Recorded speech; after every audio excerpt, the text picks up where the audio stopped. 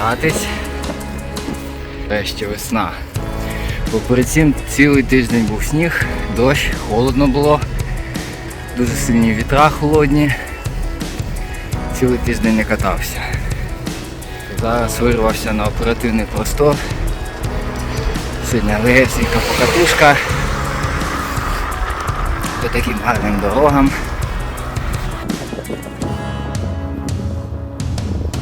Навіть сьогодні досить прохолодне повітря, але хоча б нема вже снігу і світить сонечко.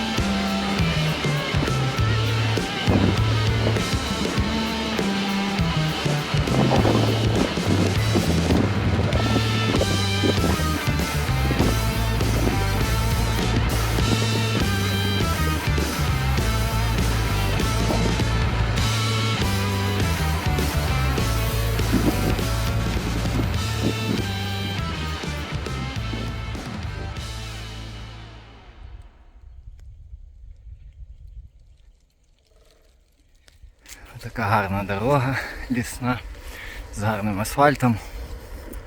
Вона тут коротенька, кілометра півтора десь, але дуже прикольна.